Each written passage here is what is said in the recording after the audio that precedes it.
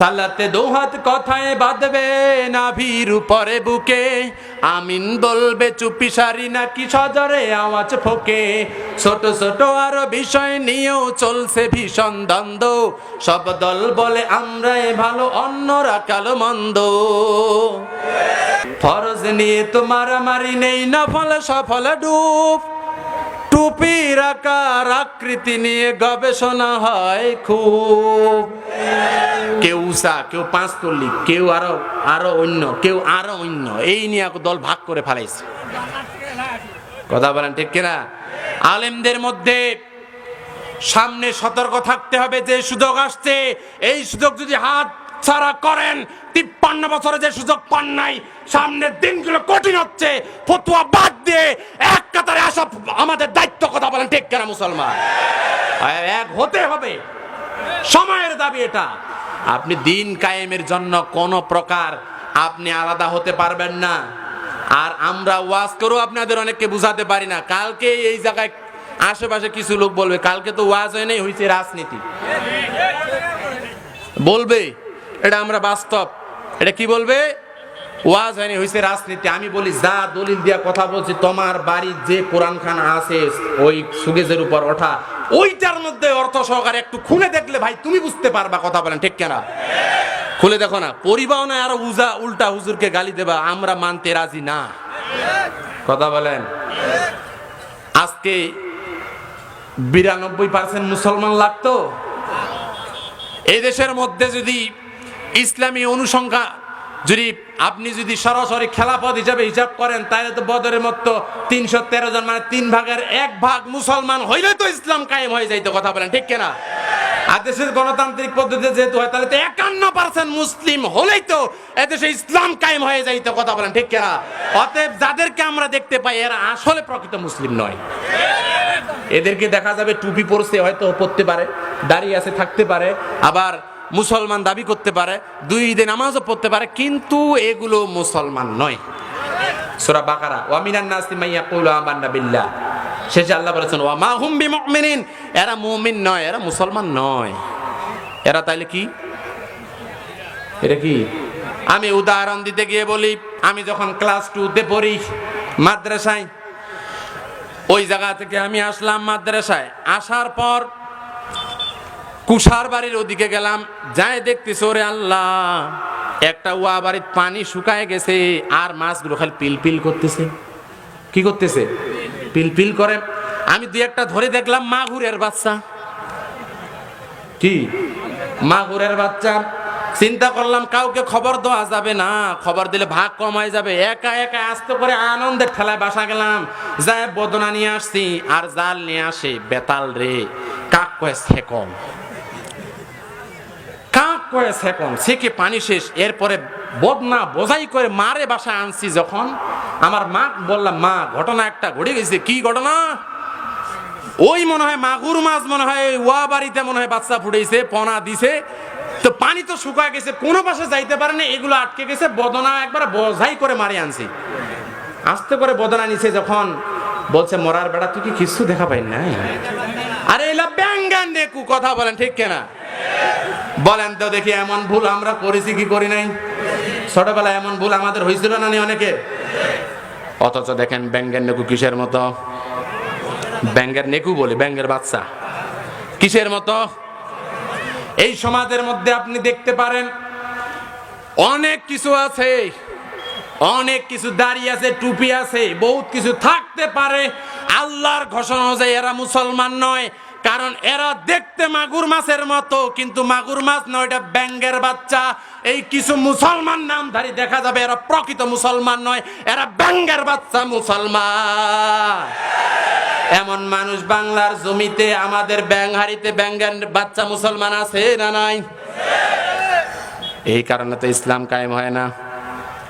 কারণ ওই তো খালি খোসল না, খালি নাম থাকলেই হবে না, বাস্তবে ক্যারেক্টার আমার মধ্যে থাকতে হবে। কথা বলেন ঠিক কিনা মুসলমান? আপনি মুসলমান দাবি করবেন, অথচ ইসলামের সমস্ত কিছু বুলন্ডিত হয়ে যাচ্ছে, আমরা খোঁজও করি না। কেন খোঁজ করি না? কারণ আপনি আমি তো ঈমান আনি নাই, ঈমান পেয়েছি। কথাটা কেমন হয়ে গেল না? ঈমান আনি নাই, ইমান কি হয়েছে? পাইছি। কেমনে? আমার বাপের দাদা ছিল মুসলমান, আমার বাবা ছিল মুসলমান। পঁয়ত্রিশ সূত্রে আমার বাবা থেকে আমিও পেয়েছি মুসলমান। কথা বলেন ঠিক কিনা? যার কারণে ইসলামের আইন কায়েম নাই, আমার কষ্ট লাগে না, আমার ব্যথা লাগে না। এই জন্য প্রাণপ্রিয় ভাইয়েরা, আমাদের অবস্থাটা হয়েছে এমন। কি ব্যাপার ওদিক দেখতেছেন? জীবনে কি লোক দেখেন নাই? আমার চেহারা কি এতই খারাপ? তাই একটু আমার দিকে দেখেন। প্রাণপ্রিয় ভাইয়েরা আমার, ধরুন সেন্ট্রাল প্লাজায় আপনার দাদা একটা জমি অনেক কষ্টের টাকা দিয়া সেন্ট্রাল প্লাজায় 1 শতক জমি কিনছে। কয় শতক? জোরে বলি। 1 শতক। সারা জীবনের ইনকাম দিয়া কিনছে আপনার দাদা 1 শতক জমি। তো আপনার দাদা মারা গেছে।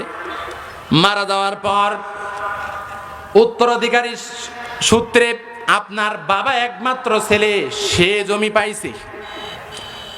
আপনার বাবাও মারা গেছে।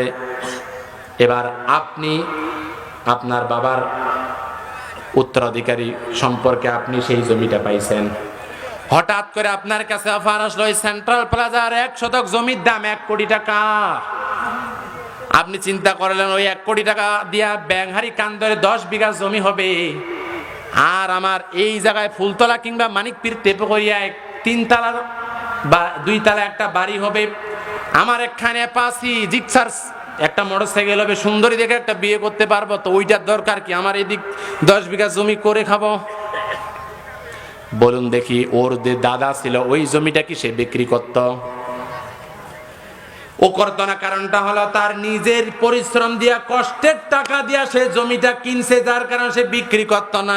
আপনি পাইছেন বাবার থেকে পৈতৃক সূত্রে, যার কারণে বেচাইছেন, কোনো দরদ নাই। কথা বলেন ঠিক কিনা? ঠিক ইসলাম আপনি পেয়েছেন দাদা থেকে, আপনার বাপ থেকে মুসলমান ঘরে জন্মগ্রহণ করেছেন, আপনিও পৈতৃক সূত্রে মুসলমানিত্ব পেয়েছেন। এই জন্য মুসলমানি থাক আর না থাক এটার কোনো গুরুত্ব আমরা দিতে চাই না। ওই তো পৈতৃক সূত্রে পাইছে।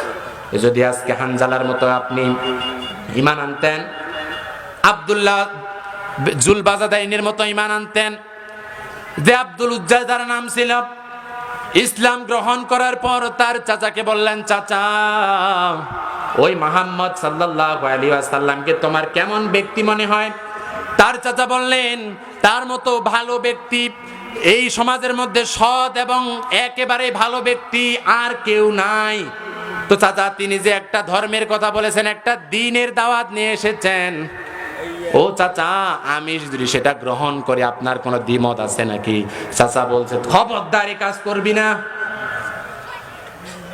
আব্দুল উজ্জা জুলবাজাদাইন সে বলে ফেললো, চাচা আমি ইতিমধ্যে আমার ওই নবীর ধর্ম কালিমা গ্রহণ করে ফেলেছি। কি করছি?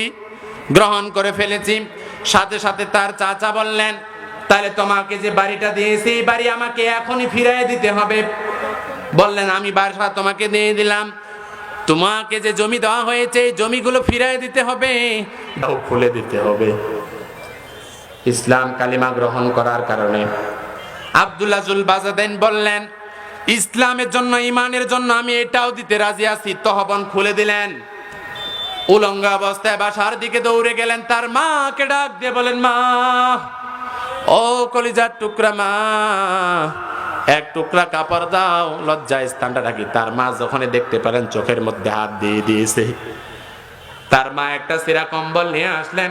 সেই কম্বল আব্দুল্লাহ জুলবাজাদাইন পরলেন, লজ্জা স্থান ঢেকে সেই চলে গেলেন মসজিদে নববীর মধ্যে। নবী করিম সাল্লাল্লাহু আলাইহি ওয়াসাল্লাম মসজিদে নববীর মধ্যে প্রবেশ করলেন। প্রবেশ করার সাথে সাথে বললেন, তুমি না জুলবাজাদাইন? সে বললেন, হ্যাঁ। আপনি কিভাবে চিনতে পারলেন? আমার নবীর কাছে তো ওহী আসে। আমি যে জিনিস বোঝাচ্ছিলাম, আমি ইসলাম পেয়েছি, ইসলাম গ্রহণ করি নাই। ঈমান পেয়েছি, ঈমান ওইভাবে আনি নাই। আনলে পরে জুলবাজাদাইন যেমন তার জমির, তার ঘরের, তার কাপড়ের পরোয়া করে নাই, আমি ঈমান আনলে পরে আমাদের ইসলামকে আমরা রক্ষা করতাম। কথা বলেন ঠিক কিনা? কিন্তু ইমান পাইছি, কোনো মায়া নাই। এজন্য প্রাণপ্রিয় ভাইরা, আল্লাহ রাব্বুল আলামিন যে বিধান দিয়ে দিয়েছে ওইভাবে আমাদের চলতে হবে। 3 নম্বর হলো আমিরের আনুগত্য করতে হবে। কিন্তু আমরা এখানে বোকা মুসলমান হয়ে গেছি। আমির, নেতা, দায়িত্বশীল যিনি হবেন উনাকে আপনাকে যখন নিযুক্ত করবেন দেখে শুনে নিযুক্ত করতে হবে। কথা বলেন ঠিক কিনা? একজন ইমামের ইন্টারভিউ নেওয়া হয়, মসজিদে ইমাম নিয়োগ দেওয়া হবে, নিয়োগ বিজ্ঞপ্তি দিয়ে দিল কামিল পাস, দাওরা পাস, বক্তা হইলে ভালো হয়, কণ্ঠসুর হইলে আরো বেশি ভালো হয়, হাফেজদের অগ্রাধিকার দেওয়া হবে, বেতন আলোচনা সাপেক্ষে। সব লিখছে ওপেনে আর বেতন কেনা মাগার গোপনে। এই সমাজের মধ্যে এইটা হয়। কয় হুজুর ইনসাফ করে দিব? কথা বলেন না কেন? ইনসাফ করে দিবে। কি ইনসাফ? মাস শেষে ঢুকায় দিছে 2000 টাকা, ওটা বলে ইনসাফ? বেশি করে ফেলেছি, বেশি করে দিব। ও তাহলে প্রাণপ্রিয় ভাইয়েরা, মসজিদের ইমামকে যখন নিযুক্ত করা হয়, বিজ্ঞপ্তি দেওয়া হলো, 10 জন অ্যাপ্লাই করলো, 10টা জুমা তাকে ট্রায়াল দেওয়া হয়, সে ট্রায়াল দিল, 2 জন টিকল, টিকার পর খোঁজ খবর নিচ্ছে, এরও খোঁজ খবর নেয়, এরও খোঁজ খবর নেয়, বাসার অবস্থা কি, বাসায় পর্দা আছে কিনা, তার বউটা পর্দা করে কিনা, সে বাইরে ঘোরাফেরা করে কিনা, এগুলো তথ্য নেয় কি নেয় না? জোরে বলেন নেয় কি নেয় না? যদি বলেন না নেয় তাহলে বলবো ময়দানদিঘি বাজার মসজিদেতে ইমাম নেওয়া হলো, আমিও ইন্টারভিউ একজন দিয়েছি, কমপক্ষে 25 জন ব্যক্তিকে আমার কথা জিজ্ঞাসা করা হয়েছে, পরিশেষে একটাই আসছে, আমার টুপি উঁচা চলবে না। সব টুপি উঁচা চলবে না। এতগুলো ব্যক্তিকে জিজ্ঞাসা করার পর একজন ইমাম নেওয়া হয়। বলুন দেখি ওই ইমামকে কি আপনারা 500 টাকা ঘুষ দিবেন? কে কে দিবেন? কেউ দিবেন? তাহলে ওই ইমামকে নিয়োগের জন্য যদি এত পরীক্ষা করা লাগে, তাহলে এই সমাজের মেম্বার, চেয়ারম্যান, এমপি, মন্ত্রী যারা হবে তাদেরকে কয়েক হাজার বার পরীক্ষা করার দরকার। কথা বলেন ঠিক কিনা? আপনার ওই নেতা আপনার সামনে সিগারেট ধরায়, আপনার সাথে আপনার সামনেই চাঁদাবাজি করার অর্ডার দেয়, আল্লাহ বলবেন ইয়াউমা নাদউ কুল্লা উনাসিম বিইমামিহিম, প্রত্যেককে তার নেতা সহকারে ডাকানো হবে। বাজার কোনো উপায় থাকবে না। না ভাই, খবর খারাপ হয়ে যাবে কিন্তু। এই জন্য যখন নেতা নির্বাচন করবেন দেখে শুনে নির্বাচন করতে হবে। আমি যে তেলাওয়াত করেছি সূরা নিসার 59 নম্বর আয়াত, এই আয়াতের পূর্বের আয়াতে আল্লাহ বলেছেন ইন্নাল্লাহা ইয়া'মুরুকুম আন তুআদ্দুল আমানাতি ইলা আহলিহা। আল্লাহ তাআলা আদেশ করেছেন ইন্না আন্না কান্না লাইতা লাকিন্না লা আল্লাহ, হরফে মুশাব্বাবিল ফিল, ইন্না superlative degree, definite article, a and the কে আর্টিকেল বলা হয়, ডি কে ডিফিনিট আর্টিকেল বলা হয়, শুধু নির্দিষ্টতা বোঝানোর জন্য আল্লাহ রাব্বুল আলামিন বলছেন নিশ্চয়ই 100% আল্লাহ তোমাদের আদেশ দিচ্ছে। কি? তোমাদের যে আমানত আছে, আমানত শব্দের অর্থ 4টা। জোরে বলি কয়টা? আরো জোরে। 4টা। তাফসীর কাবির আল্লামা ফখরুদ্দিন রাজি রাহিমাহুল্লাহ লিখেছেন, 1 নম্বর আমানত শব্দের অর্থ হলো আপনার কাছে কেউ একটা সম্পদ রাখছে, এই সম্পদটা যে অবস্থায় রাখছে এই অবস্থায় ব্যাক দিতে হবে। 2 নম্বর আমানত শব্দের অর্থ সুপারিশ, আমানত শব্দের অর্থ সাক্ষ্য। লেটেস্ট একটা তাফসীর এসেছে আহসানুল বায়ানের মধ্যে লিখছে ওইটা হলো ভোট। ওইটা কি? ভোট। ইলা আহলিহা, যে যোগ্য তাকেই দিতে হবে, দেওয়াটা হলো ফরজ। এবার যদি না দেন তাহলে সূরা নিসার 85 নম্বর আয়াতের মধ্যে আল্লাহ বলেন যদি ভালো ব্যক্তিকে আপনার সমর্থন, আপনার সুপারিশ, আপনার রায়টা আপনি দেন, যত প্রকার কল্যাণমূলক কাজ করবে একটা অংশ নেকি আপনিও পাবেন। আর যদি খারাপ ব্যক্তিকে দেন, ও যদি চুরি করে একটা অংশ আপনার আমল নামাও লেখা হবে।